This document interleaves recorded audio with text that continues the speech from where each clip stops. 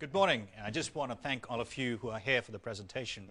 I know it's 8:30 in the morning, it's pretty early.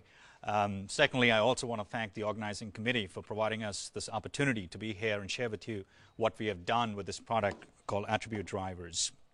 My name is Ashish Sinha, and I have Debbie Samuels, who's from IRI, and the two of us are going to be presenting this product today, making this presentation about the product today. Attribute Drivers is a panel-based product which tries to understand how consumers make decisions about the SKUs that they're purchasing.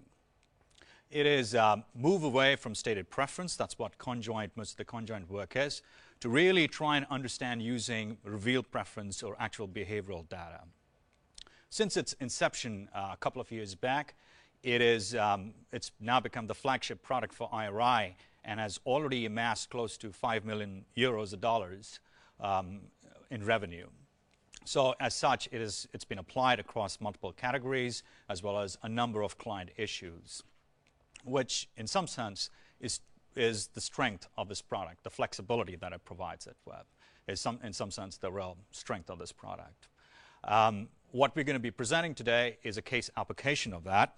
And basically, we'll start off with what is Attribute Drivers, what is the real history behind it, and what can it do for the clients.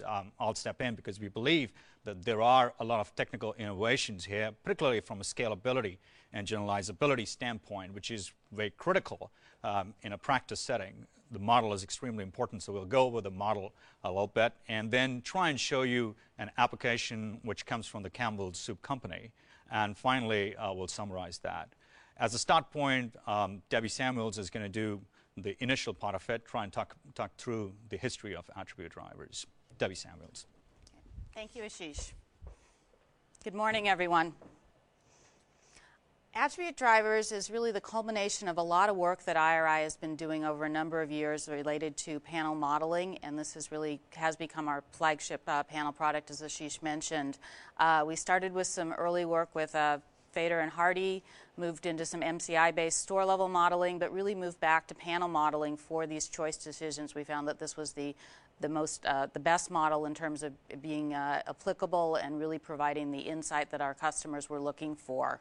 As we mentioned, again, we've had this product since 2000, been very successful from a IRI perspective, but really what we want to share with you today is how successful it's been from our customers, from our clients' perspective. And as Ashish mentioned, we will focus on Campbell's as just as the case study. I'll come back at the end and really talk a little bit more about the other categories, types of manufacturers, where this technique has been applied, and the types of business issues that we're using it for beyond just SKU rationalization. If you look at what's been done in marketing for the most part, almost all of our focus has been on incremental. So we've looked at that smaller piece of the pie. A lot of marketing mix application has been very key. That's where the bulk of the business is for those of us that are in the marketing modeling business. It's all about what are the drivers of incremental sales. So in other words, the features, the displays, couponing, advertising. But the reality is that that's really a very small slice of the pie for most of our manufacturers. Incremental due to trade can be anywhere from, in some categories, as low as 10%. Even in the most highly promoted categories, it's still typically only around 40%. So again, we're really not focusing on the biggest part of the business, which is the base business.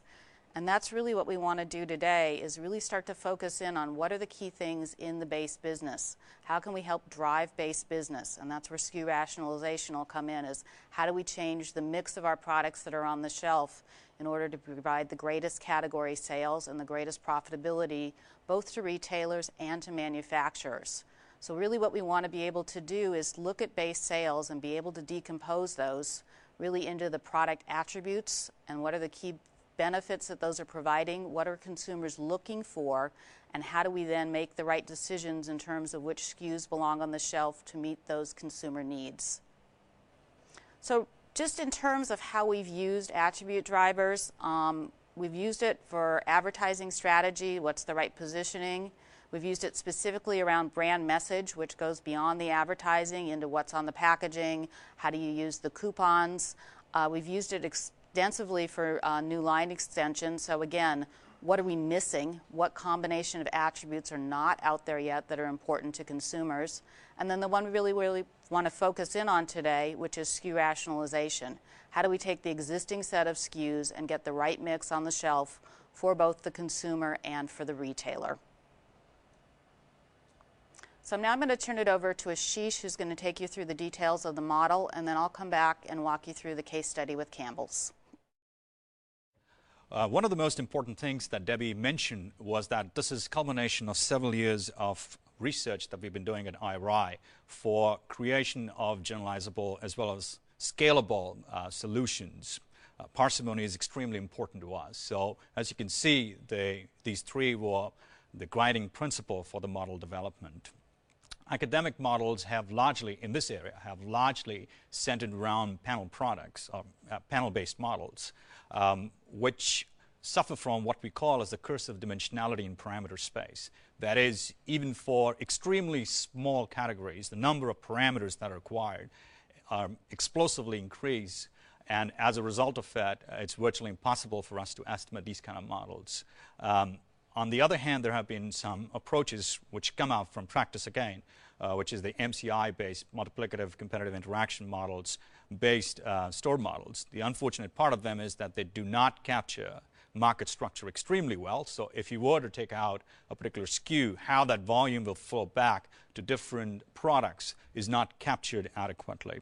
We came up with a method which basically the theoretical part of it comes from a neo-Lancastrian approach. It's a post-Lancastrian approach, originally purported by Louvier, Hensher, and Swade, where we distinguish between the product characteristics. So products consist of different characteristics such as brand, pack size, but the consumers are actually buying it, purchasing it, consuming it for benefits that they accrue from these attributes, not really the characteristics of the product, but the benefits that they accrue from it. The basic model is a simple logit formulation, which is basically the attractiveness of a SKU that varies across individuals, SKUs, time period, is a function of three different components. The unique effects, that is idiosyncratic to the consumption of a SKU, so that means there is something special about it, unique about it. The preferences of the different attribute level that a SKU possesses, and finally the marketing mix effects, so the different display, feature and display, and temporary price reduction, all would that come into the part of the marketing mix. So essentially, the attractiveness of a SKU is a function of these three different characteristics, which is the unique effects, the attribute preference, and the marketing mix effects. One of the most important things, as I've mentioned before, was the lack of market structure in a lot of these practical applied models. So we knew upfront that we did want to somehow or the other incorporate those. And one of the ways to do that was by using a simple principal component specification to the attribute level preference. And here, the general idea is that L's are the location and the omegas, the W's, is the importance that consumers for each one of these different perceptions. So L's are the location of different attribute levels. For instance, if you take flavor, different flavors like barbecue and pizza flavor, if these two are competing very close to each other, then in perceptual space, they will be very close. While if it is cheddar, which is quite different from these two, then it'll be perceptually, it's going to be considered very different from barbecue and pizza flavor. So it is one capturing the interaction of the market, but on the other hand, it also, at a segment level, captures the importance that the underlying benefit of really consuming these flavors is because of savory and sweetness. These are your two benefits that consumers are accruing, and that one segment prefers savory over sweet,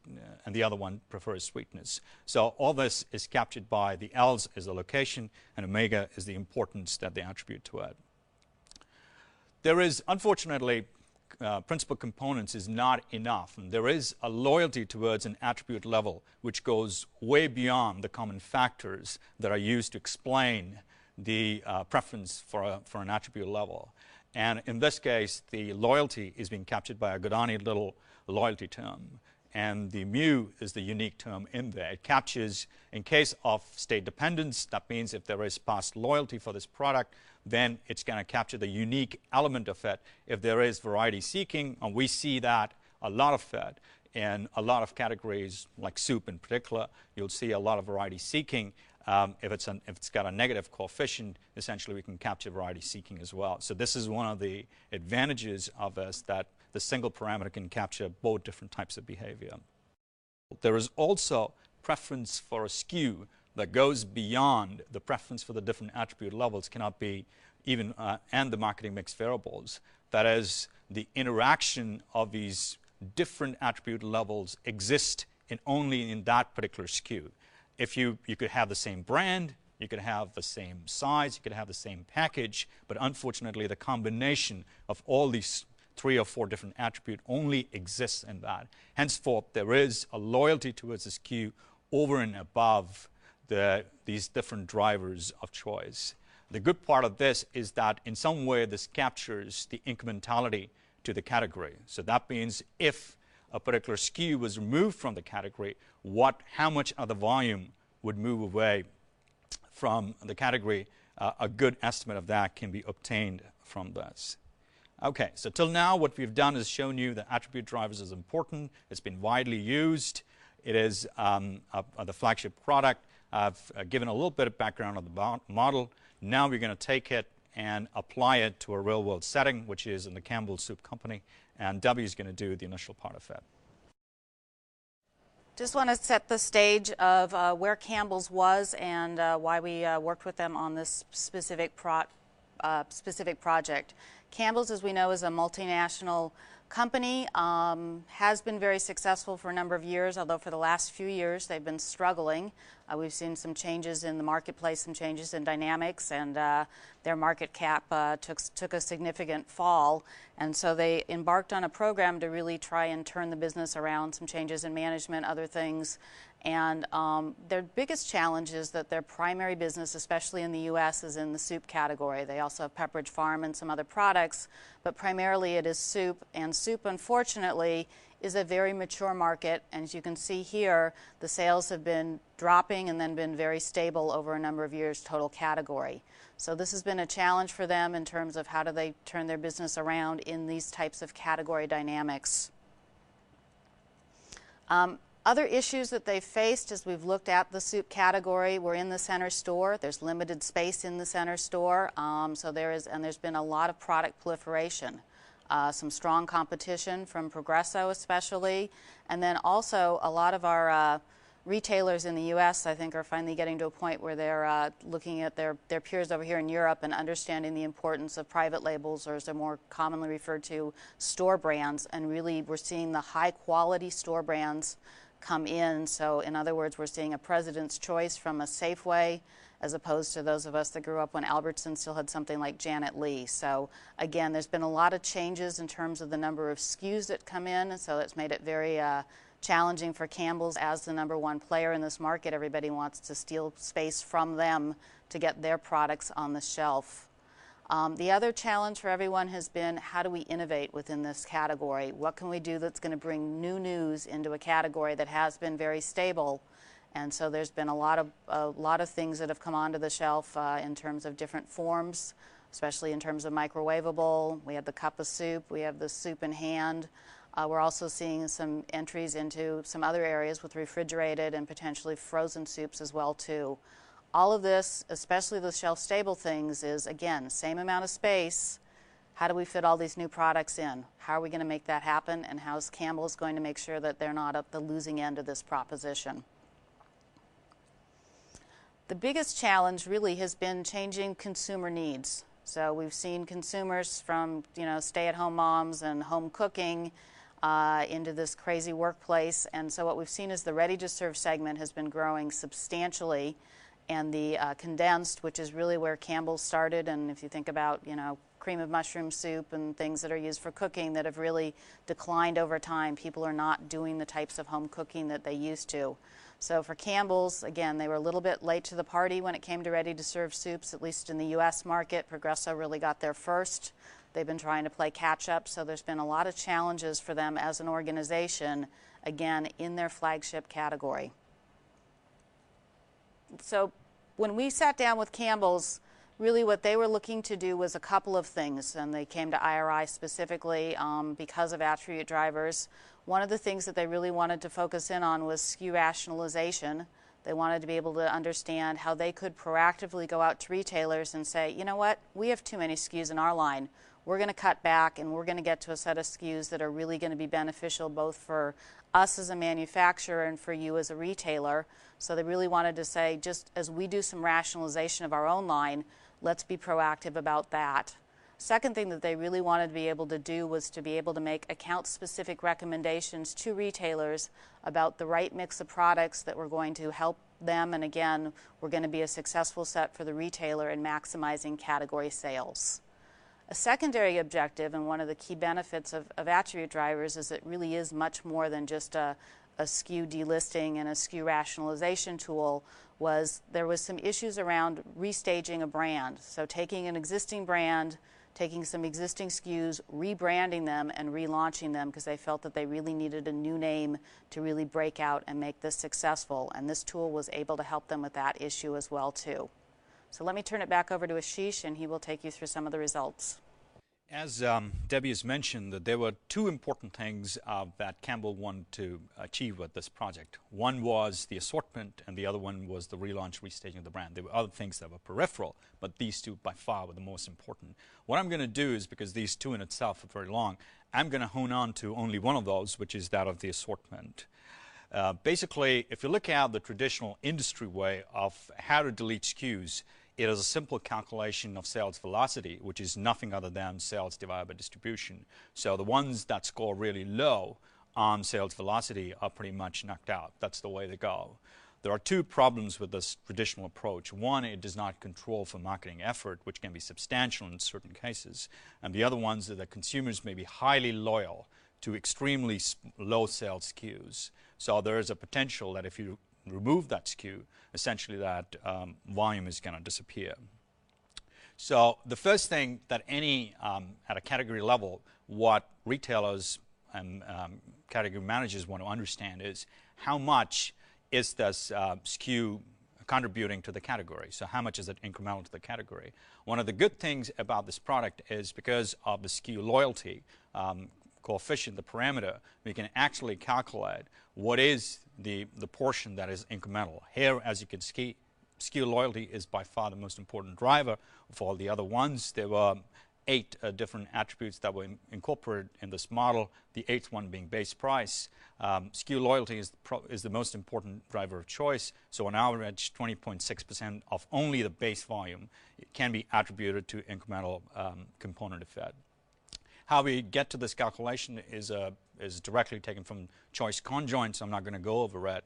The other thing which is important here as well is to look that these are the 3 important attributes, which is brand, package, and vendor, are the 3 most important attributes. Can't do anything about vendor because, that's manufacturer. You can't change the manufacturer. But essentially, brand and package would certainly be the 2 attributes to really look at.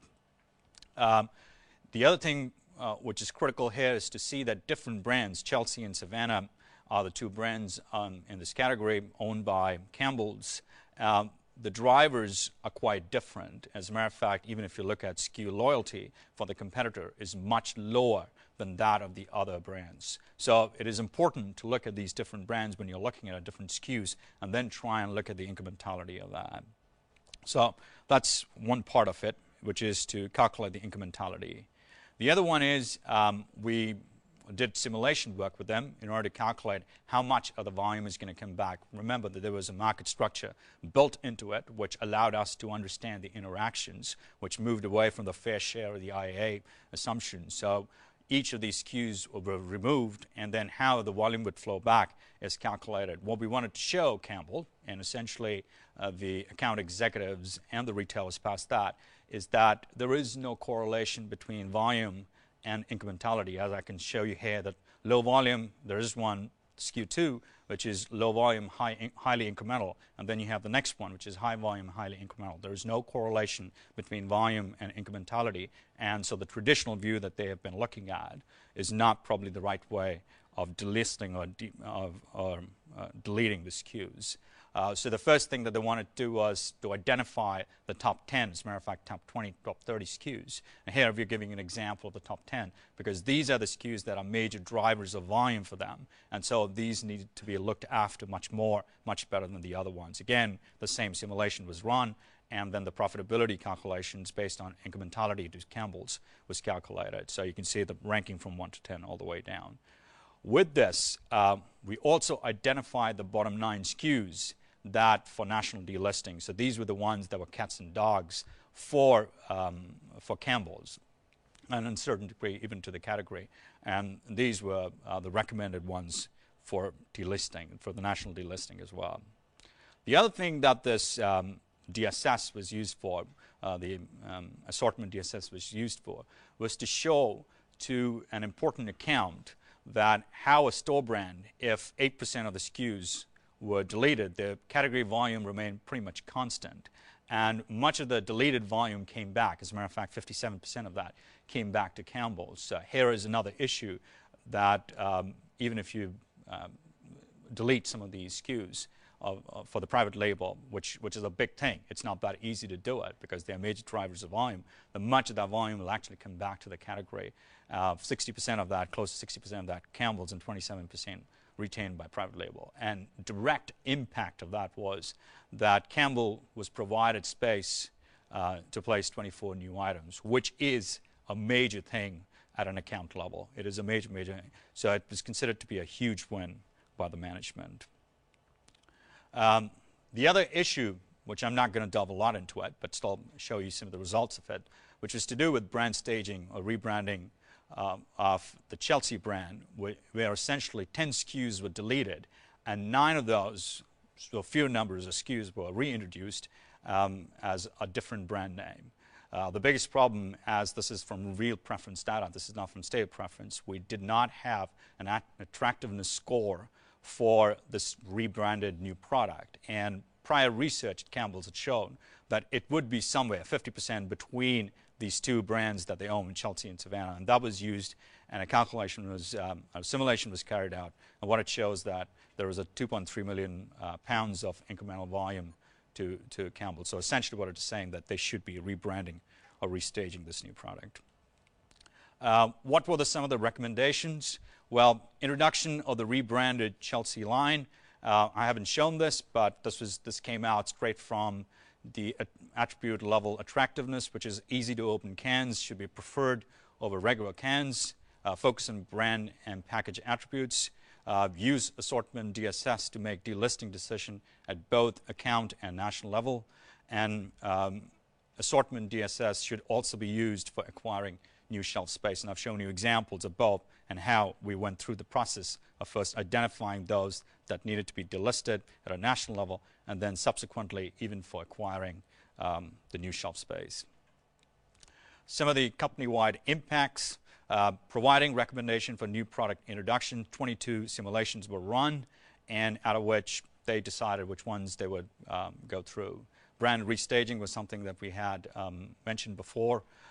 Assortment DSS is now being used by the account executives as well as consumer insights department as a part of ongoing business practice, not like one-shot game and that's just about it, but now it's being used on a daily routine basis, even helping acquire limited shelf space, which is always a big thing for them. And above all, I think it is that marketing science models are now being used for day-to-day decisions. Some of the outcomes, we have divided it into 3 parts: the cost, profitability, and the allocation of limited shelf space. Cost, well, because of the national delisting, we've made essentially Campbell has become much more cost efficient by eliminating the production of SKUs that are cats and dogs and really not providing anything to them. It also helps not only at a national level, but also assortment decisions at an account level. Profitability, well, Campbell's is growing at 2% in a mature industry, outpacing industry growth of 1%. So that is a big deal for them. Allocation of limited shelf space, which is always a problem, particularly when you're introducing new products. Delisting of store brands in accounts has been possible, and there is preference to Campbell SKUs. So the financial outcomes and impact of this: improved company performance of over US $150 million. There is a direct impact of close to $10 million in ROI of 3,300%, 3,300%, yes. And that is a direct outcome of the assortment level decisions that we have helped them with. But that is the direct impact. There are a lot of other indirect impacts, just in cases as brand restaging or the introduction of new products. And Campbell says that our study played an important role in managerial decisions and the return to profitability. Finally, Debbie will summarize what we have achieved in this project. We've shown you attribute drivers, one specific application. Just want to share with you just briefly some of the other things that we've been able to do with this. Again, I think the power of this tool is its generalizability to a number of key marketing decisions for our manufacturer and our retailer clients. So we've talked briefly about branding and restaging. We've shown you some of the attribute level importance. One of the other areas where we've been very successful with this product is because base price is one of the key drivers when we're looking at base volume. We've been able to work with the manufacturer, and they had introduced a Me Too product and were getting killed in the marketplace, and we were able to show them that their price gap based on the strength of their brand was inappropriate, and they actually had to lower their price. And so that's an action that they have taken. And then again, assortments, which we've shown you one example of. Just to give you a flavor of how this is being used, we've worked over the past couple of years with 12 major manufacturers. We've also worked with some retailers with this tool. Depending on which list you use, I'd say it's probably 4 out of the top 10 U.S. packaged goods manufacturers are customers of ours.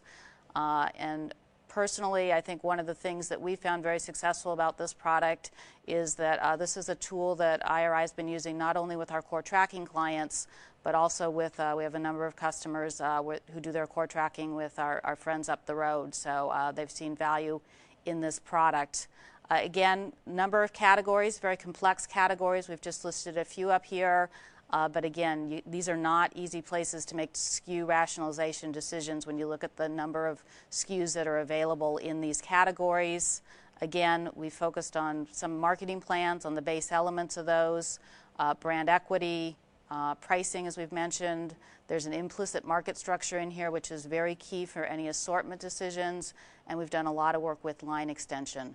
So again, it's been a great tool for manufacturers in that it is one model that can be used to address a number of issues. So when you're looking at a return on investment, this is one where you invest once and you continue to get benefits out of this tool, and I think that's really been one of the keys of success for this product for IRI.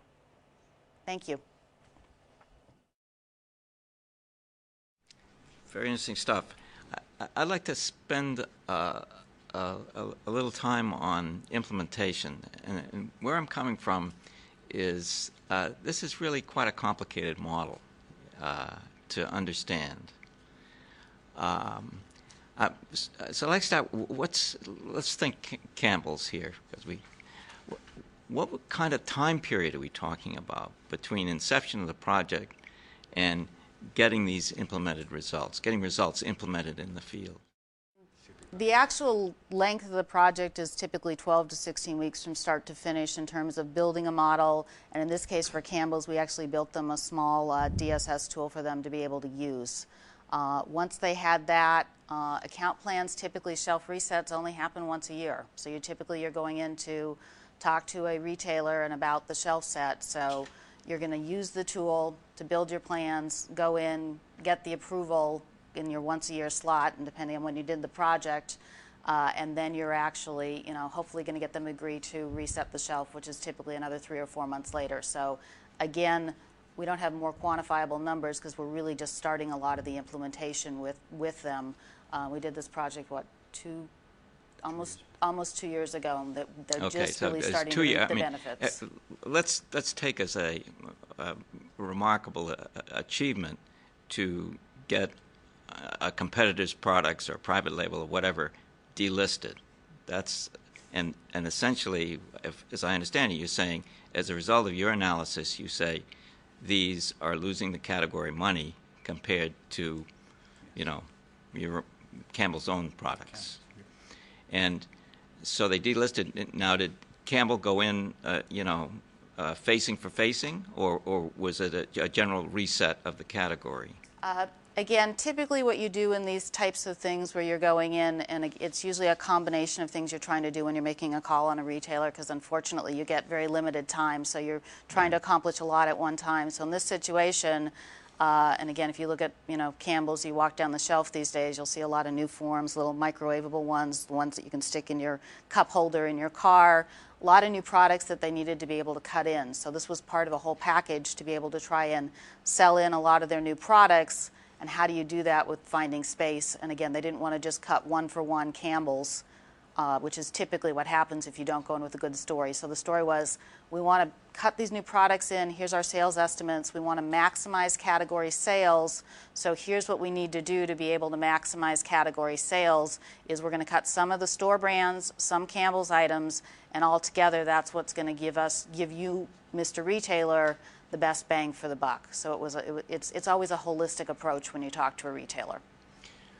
Okay, and now what did you have continuing involvement in the analysis? In other words, building the model was a relatively short period of time, but this has got to be absorbed by the marketing staff at Campbell's and transmitted to sales and account reps.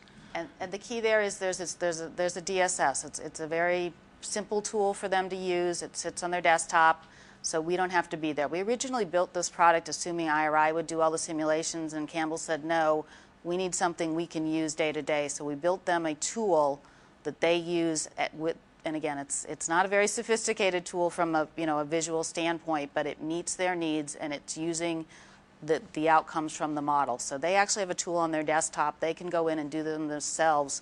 They don't need IRI being right there to help them. They can run through different scenarios with this, especially in this assortment piece, and that's the piece that they're using it the most often, where they don't have to come back to us to do that. They can sit at their desk and do it themselves, and they are doing that, and it's being used both in the research department and out in the field areas with the category management team, which again, they can do it right there in category management and use that to go in and make their retail sales calls. And so that essentially is the 2-year period, a lot of internal usage and development of presentations and that sort of stuff. Well, I think what my understanding is that by last June they had completed all the implementation within company. Okay. And then they went out to the account executives and to different accounts trying to sell the story to them, which was, if you remove these private labels or whatever they are, whatever the ones, then there is not going to be any loss to the category. And as a matter of fact, they might gain, Mr. Retailer might gain as a result of stocking the SKUs, Campbell's SKUs. But this was, again, a part of this complete game plan that you go in with these simulations and try and show them, convince the retailers that this is the way it's working out. I'm not familiar with the Chelsea in Savannah. They've been disguised. Oh, they're disguised. Yeah, they've been asked us to disguise some components. Oh, okay. But basically, these are in the RTS, the ready to serve category. I mean, these are more modern products, or no, these are the old ones. Oh, these are the old ones. Yes. Old and new. Old and new. Condensed. Old and they're ready condensed. to serve. They're Microwave, condensed. Yes. Easy open cans. Yes. Is Campbell's heavily into the ready to serve too? Yes, they are becoming big now and ready to serve. So, and the idea was that they wanted to move away condensed soup. The market share and the volume was going down, so they wanted to try and distinguish the non-condensed from the condensed, and that's where it came. This entire strategy of rebranding came out of it. They wanted to distinguish the condensed from the non-condensed. The non-condensed had not been rebranded. Yeah, That's if you walk down the soup aisle today compared to even 2 years ago, it looks very different than it did even for Campbell's, just in terms of the mix of products that are available and how they're shelved, where they're shelved. And this is a large piece of that was this research. There's been other research as well, too, that they've combined together to make these decisions. But the shelf set looks completely different than it did 2 years ago. What does it look like to you people? I mean, do you see your results there? Oh, I see the results. I love walking the soup aisle these days because I know that we helped in a lot of, as an IRI person, we helped in multiple areas. So I can see new products that I'm familiar with that are now available nationally. I can see a shelf set that's totally different that I know was tested within market testing to confirm the results that they'd seen from some of the attribute drivers' work. So I love walking down that aisle right now. Feel very proud. I have a few questions to help me understand the modeling part. Sure, if I can. And John already asked all the important questions. One key feature in your system, and you emphasize in the write-up here, is the ability to capture incrementality to the category or to the brand, meaning that you can decompose the volume into what you term as transferable volume that goes cannibalize other SKUs and non-transferable, which will be the incremental to the brand, meaning that is the volume that you lose if you delete the product. Now, I'm got a little bit confused because if I look at your equation in the presentation and in the paper, the first equation is a multinomial logic, choice model. Yes, choice model. Yep. Multinomial logic choice model, and didn't see an outside good there, and didn't see any nesting category instance. You mentioned something about using loyalty in a way to capture incrementality, and you in the presentation you mentioned that it may not be worth a while to go through the technical details, but could you provide the intuition of how to do that? How do we get to that? Incrementality, without a category incidence without an outside good. Absolutely. I mean, the idea behind that is that there is something unique about that SKU, which is only owned by a particular SKU, which is the combination of a brand, a pack size, and a flavor. So you could have the same flavor in another SKU, you could have the same pack size in another SKU, a brand, but unfortunately the combination is not going to be available. So there is a loyalty towards the SKU, which is over and above all these different components that go in. Now we are making an assumption, but that is capturing something which is unique. It's a unique, it's a loyalty to the SKU, not so much to any one of these different components. Henceforth, if you were to take that off, if you were to take that away, then that component of the utility is going to dissipate, and that can be linked back to some form of volume in there. And how do you calculate the volume? It's straight out from choice conjoint, which is basically you look at the target brand that is chosen and the utility or how much important brand is the brand that is chosen or the brand that has the lowest utility. You calculate that for each one of them. We can do that for each purchase incidence at each individual level, and then you can aggregate it to any level that you want to, whether it's a brand or whether it's you. But that is an assumption of this model, and I do accept that. I mean, that is an assumption of this model. Though, from a standpoint of what Campbell thinks, it's the numbers are pretty much where they believe it should be. And the assumption is based on loyalty is based on the Godanian little approximation for loyalty. For the SKU, over and above. Yes, for the SKU, over and above. So there is, you can think of it as an intercept term for each SKU, and rather than looking at the intercept term, we're using a Godanian little because there'll be just too many of them. Right, so and that's also dynamic. It's changing over time, so it allows us to even capture that element of it. Yes.